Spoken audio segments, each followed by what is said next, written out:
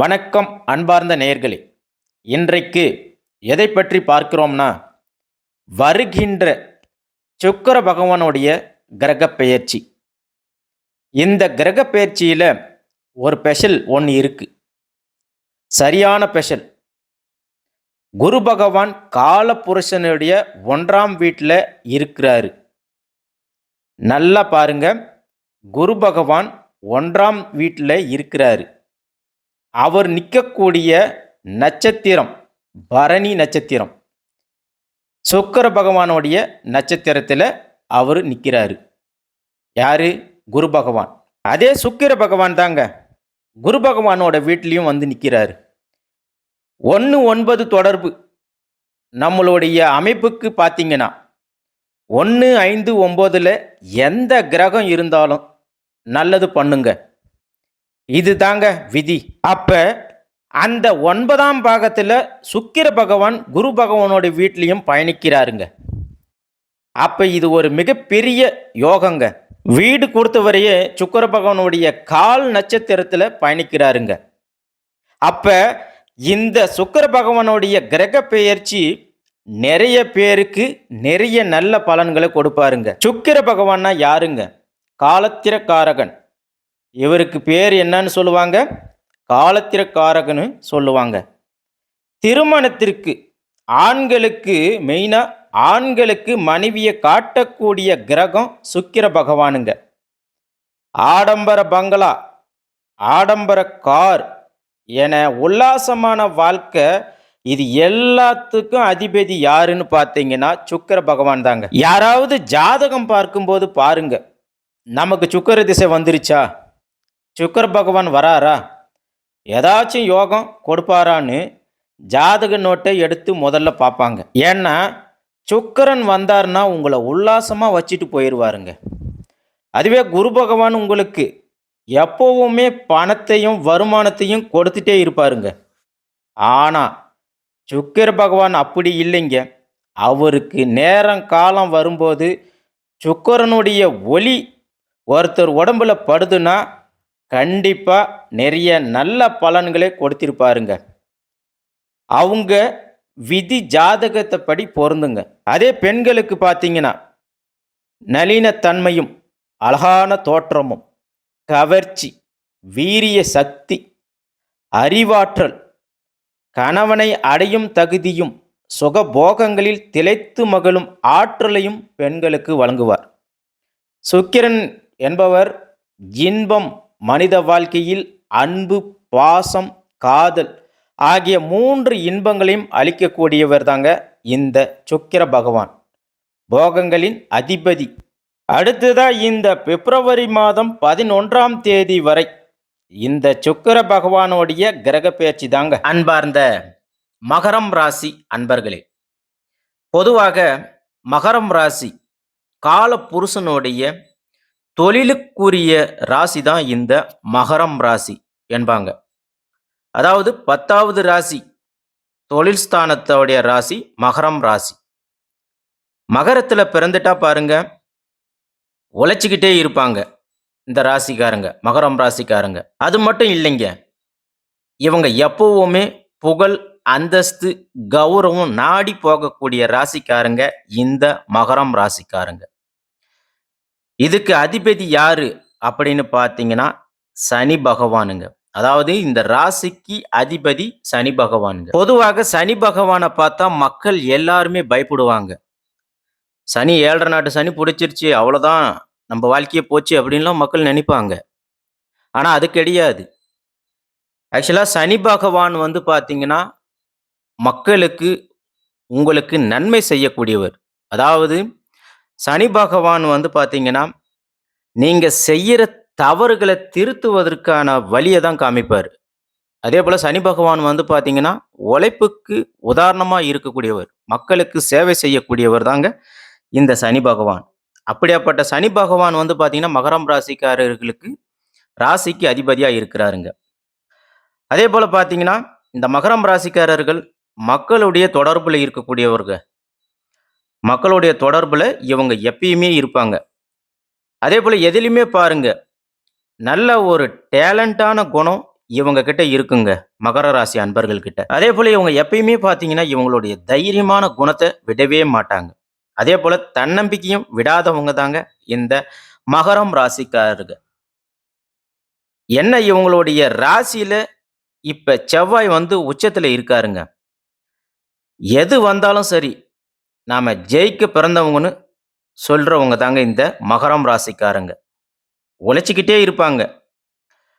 பொதுவா பெரிய பெரிய தொழில் அதிபர்கள் எல்லாருமே பாருங்க, ஒண்ணு மகர லக்னத்துல இருப்பாங்க, இல்லன்னா மகர ராசியில இருப்பாங்க. கண்டிப்பா இவங்க இருப்பாங்க. இவங்க ஒரு இலக்க நோக்கி போயிட்டே இருப்பாங்க. இன்னொரு விஷயம், நடந்து முடிஞ்ச விஷயத்த பத்தி யோசிக்கவே மாட்டாங்க. அடுத்து என்ன செய்யலாம்? அப்படி என்கிற சிந்தனையோட இவங்க இவங்க திட்டம் வந்து அதிகமா இருக்கும். இவங்களுக்கு தன்னம்பிக்கையான குணம் உடையவங்க. ஆனா, இவங்களுக்கு ஒரு கோபம் வராது. அப்படி கோபம் வந்துச்சுன்னா, கண்டிப்பா இவங்கள கண்ட்ரோலே பண்ண முடியாதுங்க. ஃபாஸ்ட்டா எதையும் செய்யக்கூடியவங்க. அதேபோல பொதுவா பார்த்தீங்கன்னா, மத்தவங்க இவங்கள பத்தி என்னான்னு சொல்லுவாங்கன்னா, மகரம் ராசிக்காரங்கனாவே மந்தக்காரங்க அப்படின்னு சொல்லுவாங்க. ஆனா அப்படி கிடையாது. இவங்க எப்பவுமே ஆக்டிவா இருக்கக்கூடியவங்க. இவங்களுக்கு நண்பர்கள், பழக்கவழக்கம் அப்படின்னு பார்த்தீங்கன்னா, இவங்களுக்கு ஒரு செம பயங்கரமா இருக்கும். இவங்களுடைய நண்பர்கள் வட்டாரம், இவங்களுடைய பழக்கம் வழக்கம்லாம் பார்த்தீங்கன்னா, அதிகமாவே இருக்கும். எங்க போனாலும் சரி, இவங்க அந்தஸ்து, கௌரவத்த ரொம்பவே விரும்பக்கூடிய நபர்களாக இவங்க இந்த மகரம் ராசிக்காரங்க இருப்பாங்க. அதேபோல கடுமையா உழைச்சுக்கிட்டே இருப்பாங்க. எப்பவுமே மகர ராசிக்காரங்கள பாருங்க, இவங்க ஒரு லாப எண்ணத்தோட தான் இவங்க நோக்கம் வந்து இருக்குங்க. அத நோக்கி தான் இவங்க போயிட்டு இருப்பாங்க. அதேபோல வீண் செலவு எல்லாமே இவங்க கண்டிப்பா செய்யவே மாட்டாங்க. இவங்க கிட்ட வீண் செலவு கிடையவே கிடையாது. இவங்க கிட்ட ரூ. 1 பணம் இருக்குன்னா, அத அவங்க சரியா செலவு செய்யக்கூடிய நபர்களாக இவங்க இருப்பாங்க. அது மட்டும் இல்லாம, இவங்களுக்கு கற்பனை திறன் இவங்க கிட்ட அதிகமாவே இருக்குங்க. மகரம் ராசினாவே கற்பனை திறன் இவங்க கிட்ட அதிகமாவே இருக்குங்க. அது ஏன்னு சொல்லுங்க பார்க்கலாம்? அதாவது சந்திர பகவானுடைய நட்சத்திரம் வருதா? அதாவது திருவோணம் நட்சத்திரம் வரும். திருவோண நட்சத்திரம் இருந்தாவே கற்பனை திறன் இவங்க கிட்ட பயங்கரமா இவங்க இருக்குங்க. அதேபோல பயங்கரமா திங்க் பண்ணுவாங்க. அதேபோல இவங்க தன்னம்பிக்கைய விடவே மாட்டாங்க. எது வந்தாலும் ஜெயிக்கணும் என்கிற குணம் இவங்க கிட்ட அதிகமாகவே இருக்குங்க. நீங்க ஜெயிச்சு தான் ஆகணும். மகர ராசி அன்பர்களே! வரப்போகிற சுக்கிர பகவானுடைய கிரக பெயர்ச்சி மகர ராசிக்கு எப்படி கொடுக்கப் போகிறாரு என்பதை பற்றி பார்க்கலாங்க. இந்த மகரம் ராசிக்காரர்கள், அதாவது உங்கள என்னன்னு பொதுவா சொல்லுவாங்கன்னு பார்த்தீங்கன்னா, பாத சனி, பாதக சனின்னு சொல்லுவாங்க. ஏன்னா, 7 சனியில உங்களுக்கு 5 வருஷ சனி முடிஞ்சிருச்சு. இதத்தான் மகர ராசிய எடுத்தாலே 7 நாட்டு சனி பேச்சு தான் மக்களிடையே அதிகமா ஓடும். அடுத்ததா இப்ப பாருங்க, உங்களுக்கு 12ஆம் பாகத்துல சுக்கிர பகவான் ஒரு யோகத்துல உங்களுக்கு வந்து உட்கார்ந்து இருக்கிறாருங்க. பொதுவா 12ஆம் பாகத்துல சுக்கிரன் இருந்தா, அது ஒரு மிகப்பெரிய பலங்க உங்களுக்கு மகர ராசி அன்பர்களே. அதையும் தாண்டி உங்களுக்கு பாக்கியாதிபதியாக 9ஆம் வீட்ல அதிபதியோட சேர்ந்து இருக்காரு. அத விட டபுள் யோகம் உங்களுக்கு அதிகமாக இருக்குங்க. பொதுவா உங்களுக்கு சுக்கிரன் வந்து நல்லவரா? கெட்டவரா? நீங்களே சொல்லுங்க. பொதுவா நீங்க ஒரு நட்பு கிரகம். ஸோ, அதனால உங்களுக்கு சுக்கிரனும் உங்களுக்கு ஒரு ஃப்ரெண்ட் மாரி தான். நட்பாக தான் உங்க கூட இருப்பாரு. இதுல நல்லா பாருங்க, உங்க ராசியில இருந்து 5ஆம் வீட்ல உங்களுடைய ஆழ் மனதுல எண்ணங்கள், உங்களுடைய ஆசைகளை கட்டுப்படுத்த கிரகமா யாரு இருக்கிறார்ன்னா, சுக்கிர பகவான் வந்திருக்கிறாருங்க. இந்த மகரம் ராசிக்காரர்களை பொறுத்தவரையிலும், உங்களுடைய கற்பனை திறனை கொண்டு வருபவரே யாருன்னு பார்த்தீங்கன்னா, கண்டிப்பா இந்த சுக்கிர பகவான் தான் இருப்பாருங்க. அதேபோல பொதுவா நீங்க நல்லா மேக்கப் போடக்கூடியவரா இருப்பீங்க. நல்ல ட்ரெஸ்ஸிங் சென்ஸ் இருக்கும். எப்பயுமே பார்த்தீங்கன்னா, நல்ல மேக்கப்பு, ட்ரெஸ்ஸிங் அப்படியே டிப் டாப்பா போவீங்க. இதுதான் உங்களுடைய இந்த மகர ராசிக்காரங்களுடைய குணம். ஸோ, பொதுவா சுக்கிர பகவான் உங்களுக்கு நல்லவர் தாங்க. இவர் கண்டிப்பா கெட்டவரா இருக்கிறதுக்கு உங்களுக்கு வாய்ப்பே கிடையாது. ஸோ உங்களுக்கு சுக்கிர பகவான் தாங்க உங்களுக்கு மெயின் அதிபதியே. அதேபோல பாருங்க, 4ஆம் வீட்ல செவ்வாயுடன் சேர்ந்து உங்களுக்கு சுக்கிர பகவான் பலமா இருக்காருங்க. கவலையே பட வேண்டாங்க. அடுத்ததா நம்ப ஃபர்ஸ்ட் கிரகங்களுடைய பக்கங்கள பத்தி பார்க்கலாங்க.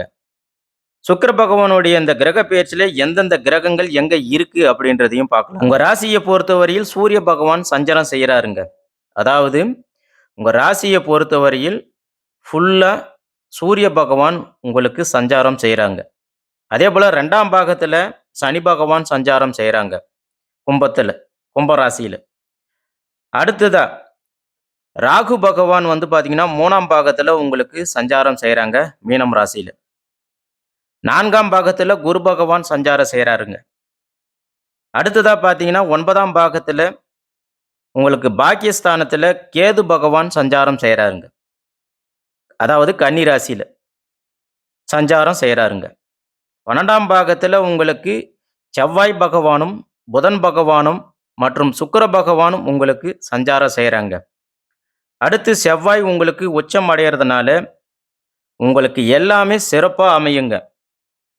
ஏற்கனவே உங்களுக்கு சில சில உடல் பிரச்சனைகள்லாம் இருந்திருக்கலாம். கால் பிரச்சனை இருந்திருக்கலாம். உங்க குடும்பத்தில மருத்துவ செலவு ஏற்பட்டிருக்கலாம். சின்ன சின்ன குடும்ப செலவுகள்லாம் ஏற்பட்டிருக்கலாம். ஸோ அது எல்லாமே உங்களுக்கு இந்த பிரச்சனை எல்லாமே உங்களுக்கு சால்வ் ஆகுங்க.